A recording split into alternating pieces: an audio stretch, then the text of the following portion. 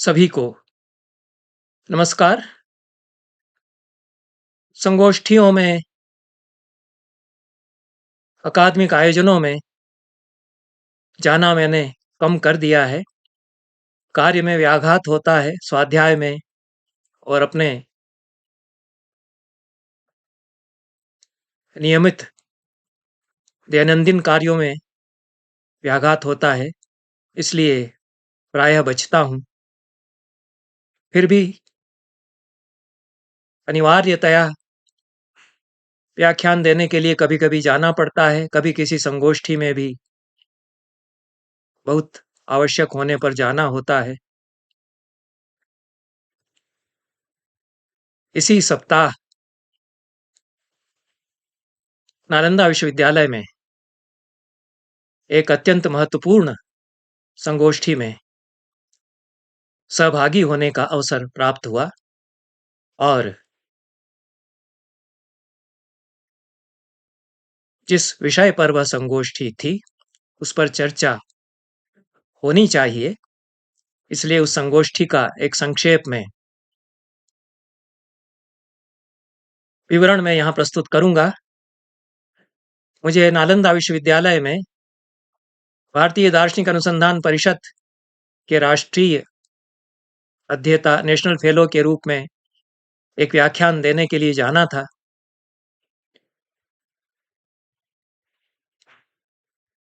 आचार्य गोदावरीश मिश्र ने मुझसे अनुरोध किया कि व्याख्यान आप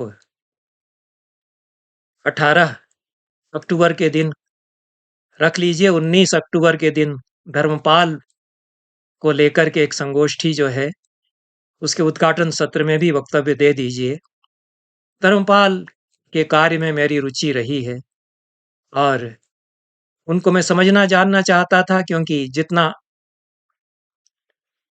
अध्ययन मुझे उनका करना चाहिए था, उतना अध्ययन करने के लिए समय में नहीं निकाल पाया। इसलिए मैंने यह प्रस्ताव स्वीकार किया। 18 अक्टूबर को मैंने रामावतार शर्मा के परमार्थ दर्शन पर अंग्रेजी में व्याख्यान दिया। उसका काफ़ी कुछ अंश मैंने 2-1 दिन पहले ही इसी धारावाहिनी पर प्रस्तुत कर दिया है। किन्हीं सज्जन ने उस पर चिढ़ करके टिप्पणी की है कि महाराज जी, यही सब आप हिंदी में बोल देते तो आपका क्या नुकसान हो जाता। उनसे मेरा निवेदन है कि हिंदी में मेरे रामावतार शर्मा पर व्याख्यान उसी चैनल पर पहले भी प्रस्तुत किए गए हैं, उपलब्ध हैं। आगे भी मैं रामावतार शर्मा पर बोलूंगा। वह तो रमे हुए हैं मेरे भीतर, उनको मैं कैसे छोड़ दूंगा, और अपनी भाषा में तो उन पर बोलूंगा ही। वो अंतर्राष्ट्रीय विश्वविद्यालय है, उसमें विदेश के विद्यार्थी बहुत बहुत सारे तो नहीं है, बहुत थोड़े हैं विद्यार्थी ही वहाँ कम हैं। अध्यापक कम, विद्यार्थी कम। 10,000 विद्यार्थी नालंदा जो पहले एक जमाने में हुआ करता था वहाँ थे, पर वहाँ साधन सुविधाएं, भवन बड़े अद्भुत सुंदर हैं। स्वर्ग में पहुंच जाते हैं आप जब वहाँ पहुंचते हैं। उनके बीच विमर्श हो सकता है, वो तो अंग्रेजी में ही होगा, तो हमने अंग्रेजी में जो वहाँ बोला था उसका भी एक टुकड़ा रामावतार शर्मा वाला डाल दिया है, और धर्मपाल पर भी जो उद्घाटन में वहाँ बोला उसका भी एक टुकड़ा, बड़ा टुकड़ा हमने यूट्यूब के इस चैनल पर डाल दिया है और हिंदी में बोलते रहेंगे। अतएव कृपा करके हमारे साथ धैर्यपूर्वक बने रहिए। तत्काल दिल मिला करके परेशान होकर के शिकायत न करके हमारे पहले के और बाद के जो वीडियो हैं उनको कृपा करके देखते रहिए, तो अच्छा संवाद हो सकेगा। ये तो संवाद के ही लिए है। यूट्यूब पर जितना जो कुछ मेरा कहना सुनना है,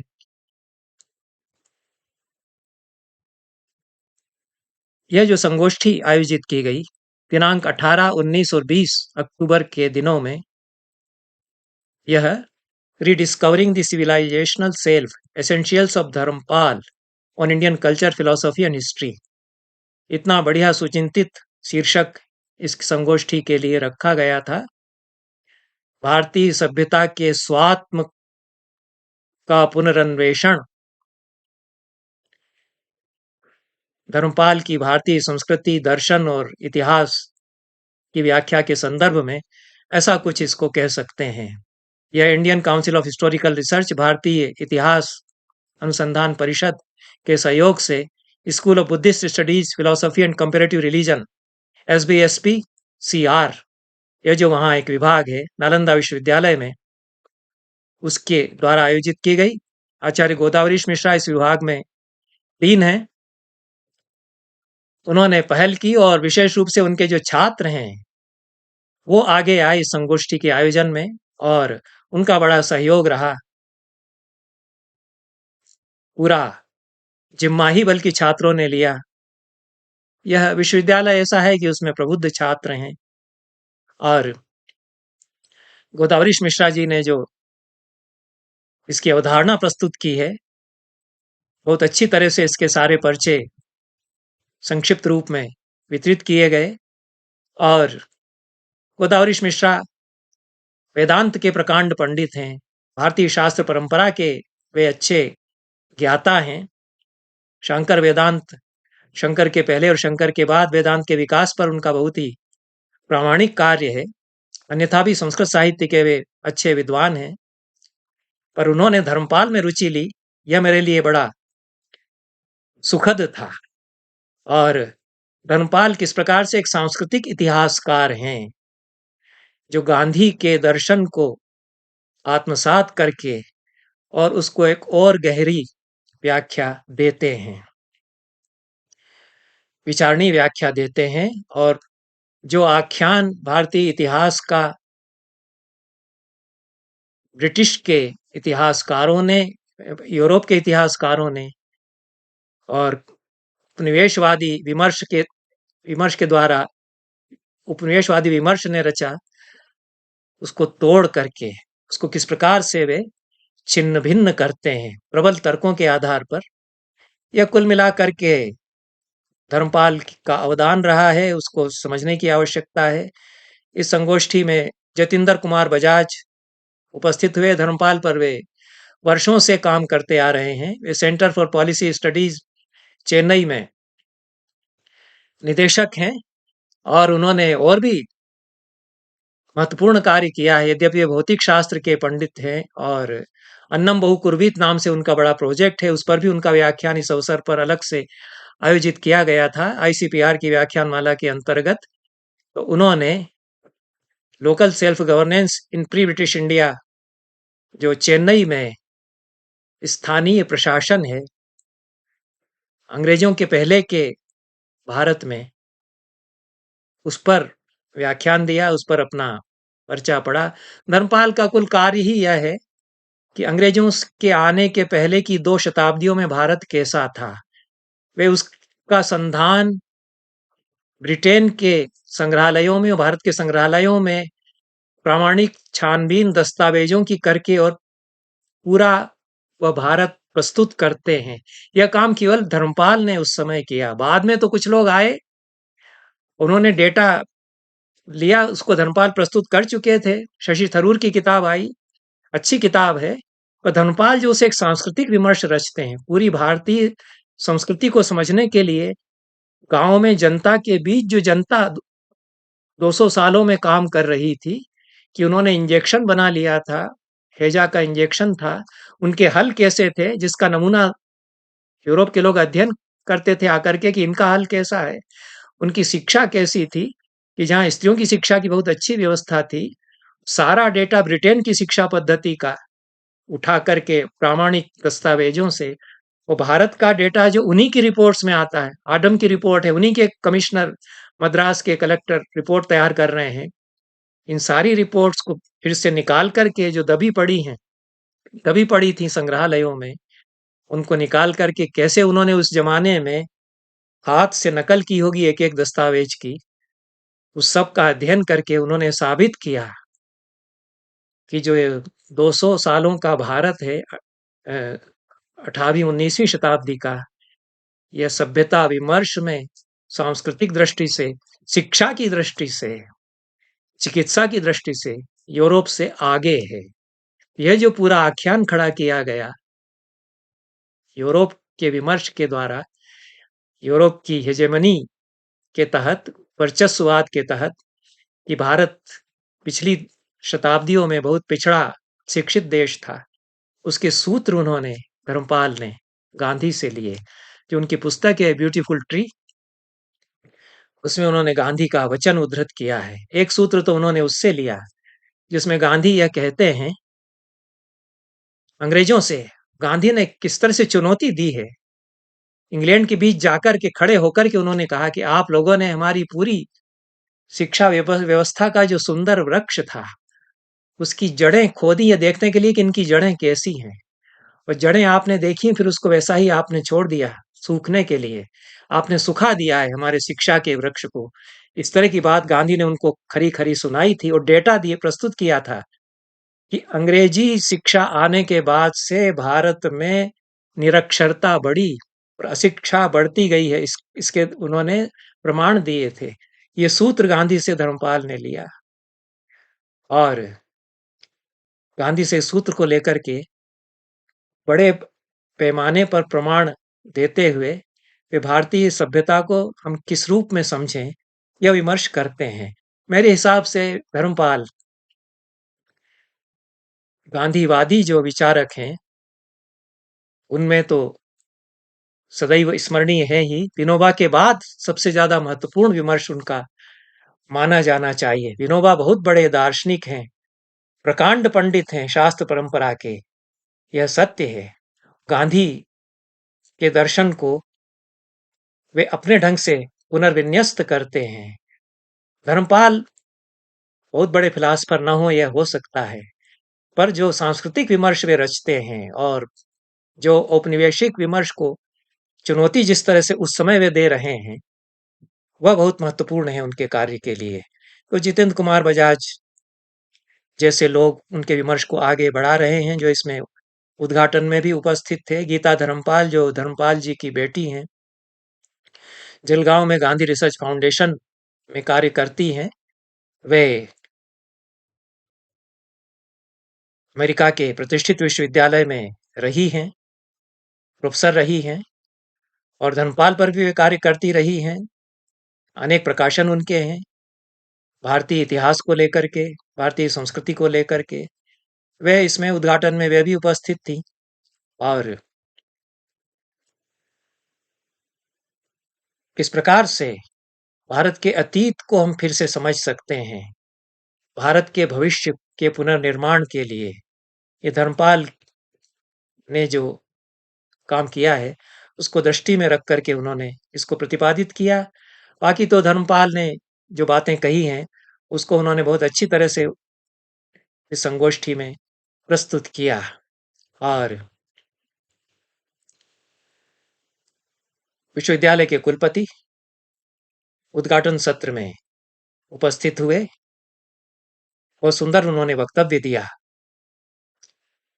पवन कुमार गुप्ता जो society for integrated development of Himalayas चलाते हैं, बहुत अनोखे कार्य उन्होंने किए। उनका जो मैंने परिचय इसमें देखा, वे इस प्रकार के बड़े विशिष्ट व्यक्तित्व हमारे समय के इस संगोष्ठी में उपस्थित हुए जो विलक्षण कार्य कर रहे हैं अपने अपने ढंग से।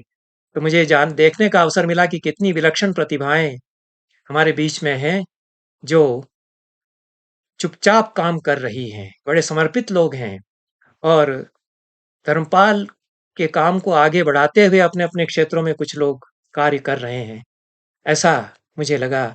जितेंद्र कुमार बजाज जी को देख करके, पवन कुमार गुप्ता जी को देख करके, श्रीजीत दत्ता जो असिस्टेंट प्रोफेसर हैं कर्णावती यूनिवर्सिटी अहमदाबाद में, वे इसमें आए और उन्होंने भारतीय चित्त मानस और काल जो धर्मपाल की छोटी सी किताब है, उस पर कृष्णचंद्र भट्टाचार्य ने जो विमर्श किया है स्वराज को लेकर के और विश्व चेतना को लेकर के, उस पर उन्होंने दार्शनिक दृष्टि से विचार किया इस संगोष्ठी में। और किस प्रकार से भारत के स्वात्म को और उसकी सांस्कृतिक पहचान को हम समझ सकते हैं इस सारे विमर्श के द्वारा, यह बात इससे उभर करके आई है। प्रबल राय चौधरी जो डायरेक्टर हैं centre for new India studies, sister Nivedita विश्वविद्यालय में, कलकत्ता में, उन्होंने भी मद्रास में जो देशज परंपरा थी शिक्षा की, मद्रास प्रेसिडेंसी, और उसमें किस प्रकार से ब्रिटिश शासन के शिक्षा नीति के आने के बाद से किस प्रकार से वो सारी शिक्षा आमूल-चूल रूप से बदलती गई है, उस पर विचार किया। प्रांशु समदर्शी इस संगोष्ठी में आए जो कि नालंदा विश्वविद्यालय के इसी विभाग में सहायक आचार्य हैं। उन्होंने धर्मपाल के हिस्टोरियोग्राफी का critique of Indian historiography and its implications for national self-awakening, Dharmpal के संदर्भ से इस पर विचार किया। धर्मपाल एक इतिहास दृष्टि बनाते हैं और अनेक युवा अध्येता बहुत जिज्ञासा के भाव से इस संगोष्ठी में उपस्थित हुए और युवा पीढ़ी रुचि ले रही है धर्मपाल के कार्य में। यह जो इसके सार संक्षेपिकाओं की पुस्तक प्रकाशित की गई और बड़ी संख्या में युवा अध्येताओं ने धर्मपाल के विमर्श को लेकर के उसमें शोध पत्र प्रस्तुत किए, तो यह बड़ा ही सुखद था मेरे लिए। धर्मपाल को समझा जाना चाहिए, उनके काम को पढ़ा जाना चाहिए। यह मैं पिछले 36 वर्ष से अनुभव करता आ रहा हूँ। 36 वर्षों से धर्मपाल मेरे साथ हैं। उनकी 3 ही किताबें मेरे पास हिंदी में हैं, उन्हीं को मैं पढ़ता रहा हूँ। अंग्रेजों से पहले का भारत विजय बहादुर सिंह जी ने संपादित किया है। Science and technology in 18th century India, यह धर्मपाल की अंग्रेजी में किताब है, छोटी सी अद्भुत किताब है। इसको बाइबिल की तरह बांटा जाना चाहिए। जो अंग्रेजी में पढ़ सकें उनको अंग्रेजी में दें, और विजय बहादुर सिंह जी ने इसका सुंदर अनुवाद संपादित करके उपलब्ध करा दिया। हर भारतीय को, हिंदी भाषी को पढ़ना चाहिए उस पुस्तक को कि धर्मपाल क्या कह रहे हैं, क्या कह चुके थे धर्मपाल।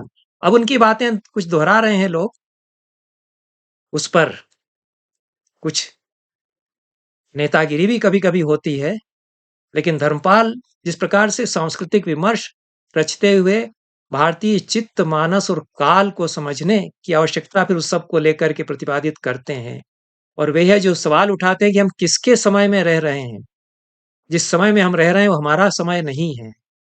यह बहुत दृष्टांत दे करके धर्मपाल ने कहा कि रविवार कहाँ से आ गया, हमारे लिए तो रविवार नहीं था।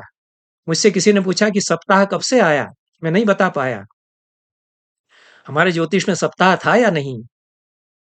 जो पाठ पूजा करते हैं वे कब से कहने लग गए कि होमवासरे इत्यादि, वो दिनों के नाम कब से लेने लग गए?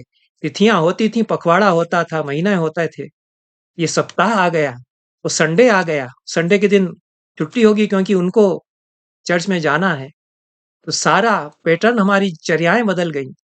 एक छोटी सी बात किस तरह से चर्याएं बदलती हैं, पूरा हमारा आचार विचार चर्याएं कैसे बदली, हमारा समय का बोध कैसे बदला। हम किसी और के कैलेंडर से चलते हैं। हम सबके साथ ये हुआ, मेरे साथ, आपके साथ ही नहीं, काशी के पारंपरिक पंडितों के साथ भी यही हुआ। उनको शायद लगा ना हो कि हमारे साथ ऐसा हो चुका है, पर वे भी अपने समय से विस्थापित होकर के किसी और के दिए हुए समय में रहने लग गए। धर्मपाल बताते हैं कि हमसे हमारा समय छीन लिया गया है। तो विजय बहादुर सिंह जी ने जनसत्ता में science and technology in 18th century India, इस अंग्रेजी किताब जो धर्मपाल की थी, उसके अध्याय धारावाहिक रूप में प्रकाशित हुए थे। बनवारी उसके संपादक थे। उनको पढ़ने के बाद विजय बहादुर सिंह जी को लगा कि यह तो किताब आनी चाहिए। उसकी भूमिका देखिए, उसमें वो जिक्र करते हैं कि कैसे मैं धर्मपाल से मिला, मैंने उनसे अनुमति मांगी, और धर्मपाल तब तक शायद कुछ हतोत्साहित से हो चुके थे कि मैं जो कह रहा हूं कोई सुनने वाला नहीं है। उन्होंने कहा कि कौन पढ़ेगा, हिंदी में आप छाप देंगे तो। विजय बहादुर जी ने कहा कि मुझे लगता है कि इस किताब को हिंदी में आना चाहिए ताकि बड़ी संख्या में युवा पीढ़ी जाने कि आप क्या कहते आ रहे हैं। मैंने अपने उद्घाटन भाषण में इस बात का जिक्र किया है, वह भाषण मेरा अंग्रेजी में उपलब्ध भी है। और थोड़ी-सी चौंका देने वाली बात यह भी थी कि जितने लोग वहाँ थे, वो अंग्रेजी में धर्मपाल को पढ़ते आए थे। उनको बहुतों को इस बात की भनक ही नहीं थी कि विजय बहादुर जी ये काम एक बड़ा काम कर चुके हैं। मेरा आग्रह यही था कि इस बात का श्रेय विजय बहादुर सिंह को दिया जाना चाहिए कि उन्होंने हिंदी जगत को धर्मपाल के काम से परिचित कराया। बाकी तो गीता धर्मपाल से मेरी चर्चाएँ हुई। उन्होंने पूछा कि धर्मपाल शोधपीठ है भोपाल में, वो क्या कर रहा है? मैंने कहा कि मुझे बहुत ज़्यादा जानकारी नहीं है, कभी-कभी वहाँ आना-जाना हुआ है कि वहाँ क्या काम हो रहा है। उन्होंने भी कहा कि ध्रुव शुक्ला जब तक वहाँ थे तो बराबर संपर्क मेरा उनसे होता रहता था धर्मपाल शोधपीठ से, कुछ वर्षों से मेरा उनसे संपर्क नहीं हुआ है। वो बहुत ही भलमनसाहत के साथ उत्सुक थीं कि धर्मपाल उनके पिता को लोग जानें, समझें। इतना बड़ा काम वो जो कर गए हैं उसका प्रचार-प्रसार हो। ये संगोष्ठी बड़ा मील का पत्थर साबित होगी। भले ही एक बहुत बड़े विश्वविद्यालय में बहुत विशालकाय राजप्रसाद सरीखे भवनों में भवनों के बीच में कुछ चुने हुए लोगों ने विमर्श किया हो। उसके पहले हम रामावतार शर्मा पर व्याख्यान श्रृंखला में आईसीपीआर की व्याख्यान श्रृंखला में व्याख्यान देने जब इलाहाबाद विश्वविद्यालय में गए, तो वहाँ के अकेले एक संस्कृत विभाग में इतने विद्यार्थी हैं जितने कि नालंदा विश्वविद्यालय जो नया-नया बना है, उसमें कुल मिलाकर के विद्यार्थी कदाचित हैं। तो इस पर और बात नहीं करने की आवश्यकता है, लेकिन इस संगोष्ठी में जो युवा पीढ़ी उपस्थित हुई और जिस जिस तरह से उसने आगे बढ़कर के हिस्सा लिया, उसके लिए बधाई के पात्र हैं इस विश्वविद्यालय के विद्यार्थी और संयोजक आचार्य गोदावरीश मिश्रा और जितने लोग इसमें उत्साह से सम्मिलित हुए। धर्मपाल पर बहुत ही सार्थक चर्चा हुई। मैंने अपने वक्तव्य में यही कहा कि धर्मपाल ने जो काम किया है, उसकी सीमा रेखाओं को और आगे बढ़ाया जाना चाहिए। केवल 18वीं शताब्दी ही क्यों, 17वीं, 16वीं, 15वीं, 14वीं, 13वीं उनको भी तो देखिए और उनमें भी घुस कर के अध्ययन हम करें। और जो दिशा धर्मपाल ने खोली है, जैसा विजय बहादुर सिंह बताते हैं कि उन्होंने इतिहास दृष्टि हमारी बदल दी। उन्होंने कहा कि इतिहास आम लोगों के द्वारा जो काम किया जा रहा है, उसका लेखा-जोखा प्रस्तुत करते हुए लिखा जाना चाहिए।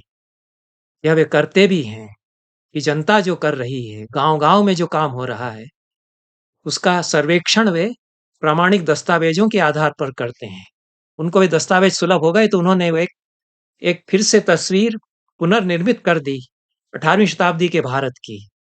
और यही सवाल जो धर्मपाल करते हैं, उनसे प्रेरित होकर के मैं भारतीय इतिहास, संस्कृति, संस्कृत साहित्य, प्राचीन संस्कृत साहित्य, उस पर जब बोलने के लिए कुछ प्रसंग होता है, मुझे बोलना होता है, तो वहाँ मैं करता आया हूँ कि आसन्न अतीत को समझे बिना सुदूर अतीत को कैसे जाना जा सकता है। इस संगोष्ठी में भी मैंने यही कहा कि मैं धर्मपाल जी से प्रेरित होकर के ये सवाल बार-बार करता हूँ। संस्कृत विश्वविद्यालयों में, शिक्षण संस्थाओं में जहाँ भी जाता हूँ और उसमें प्रतिक्रिया मुझे नहीं दिखाई देती। ये सवाल ये क्यों कर रहे हैं? मैं उसमें यह पूछना चाहता हूँ कि किसी पेड़ की केवल जड़ को देखते रह जाएँगे, उसके तने, शाखाओं, फूल, पत्तों को यदि नहीं समझेंगे, क्या उस पेड़ का अध्ययन पूरा हो सकता है? हमारे पितामह किस ज़माने में कैसे रहते थे? हमारे प्रपितामह किस ज़माने में कैसे रहते थे? यह हम नहीं जानेंगे, तो वैदिक काल के हमारे पूर्वज कैसे रहते आए, उन्होंने कैसे मंत्र लिखे, वेदों में कितना ज्ञान है, यही हम कैसे अच्छी तरह से समझ लेंगे? अपने से जुड़े हुए अतीत को जो सीधे हम हमारे खून में चला आया है, उसको हम नहीं जानेंगे, तो कैसे हम सुदूर सुदूर अतीत को समझ लेंगे? धर्मपाल काल चक्र की बात करते हैं, भारतीय मानस चित्त और काल में, भारत का स्वधर्म इस किताब में भी, ये तो उन्होंने हिंदी में व्याख्यान दिए हैं। उन्होंने कहा कि अंग्रेजी में मैंने इस किताब के लेख इसलिए लिखे हैं कि बड़े-बड़े लंबे डॉक्यूमेंट्स, रिपोर्ट्स जो ब्रिटिश संग्रहालय में हैं, भारत के संग्रहालयों में हैं, वे सब अंग्रेजी में हैं। उनके आधार पर लिखने में अंग्रेजी में सहूलियत थी, इसलिए मैंने अंग्रेजी में लिखे। जो विजय बहादुर सिंह ने हिंदी में किताब छापी है, उसके लिए धर्मपाल की जो भूमिका है, उसमें उन्होंने लिखा है कि हिंदी में यह सामग्री आ रही है। मुझे इस बात की बड़ी प्रसन्नता है। तो अंततः धर्मपाल के लिए संतोष है कि विमर्श उन पर एक ऐसे क्षेत्र में जहां उसको पहुंचाने की आवश्यकता है, जहां वो विद्यार्थी एक-एक विभाग में 2-2 सौ, 250 विद्यार्थी हैं, संस्कृत विभाग में, हिंदी विभाग में, इलाहाबाद विश्वविद्यालय में, काशी हिंदू विश्वविद्यालय में, मध्य प्रदेश के कॉलेजों में, मध्य प्रदेश के विश्वविद्यालयों में। वो कहते हैं कि हिंदी में बोलिए सर, उनके लिए धर्मपाल को पहुंचाने की आवश्यकता है। दोनों विमर्श चलते रहना चाहिए। ये जो बड़े-बड़े बुद्धिजीवियों ने धर्मपाल पर विमर्श किया और जो समर्पित भाव से अपने-अपने पॉकेट्स में रह कर के धर्मपाल के काम को आगे बढ़ा रहे हैं, ऐसे लोगों से इसमें रूबरू होने का मौका हमको मिला। यह भारत इतना विशाल देश है, उसमें कितने-कितने लोग कहाँ-कहाँ, क्या-क्या अद्भुत अनोखे काम कर रहे हैं। इसलिए धर्मपाल बचे हुए हैं, धर्मपाल हमारे बीच रहेंगे। बड़ी आबादी उनको जाने हैं, जो व्हाट्सएप के माध्यम से, मीडिया के माध्यम से उल्टी-सीधी बातें सीखते हैं, वे धर्मपाल को जाने हैं। धर्मपाल जो कह रहे हैं, वो कितना प्रासंगिक है इसको जाने। ये संगोष्ठी इस दृष्टि से महत्वपूर्ण रही। कुछ टूटे-फूटे शब्दों में हिंदी में सुनने वालों के लिए मैं इसके सार तत्व को बताना चाहता था। मैंने उसको कहा। मुझे ये बात अच्छी लगी कि नालंदा विश्वविद्यालय के जो कुलपति हैं अभय कुमार सिंह जी, वे स्वयं अच्छे विद्वान हैं, प्राचीन इतिहास के और वे अन्यत्र जो कार्यक्रम था उसको छोड़ कर के आए, इस संगोष्ठी के उद्घाटन सत्र में उपस्थित हुए, बहुत अच्छा बोले। मेरे वक्तव्य को उन्होंने ध्यान से सुना, उस पर प्रतिक्रिया प्रकट की। बड़ी सार्थक चर्चाएँ, जो कुछ मैंने कहा उस पर भी हो सकी और अन्य लोगों ने जो कहा उस पर सुरुचि के साथ चर्चाएँ हो सकीं।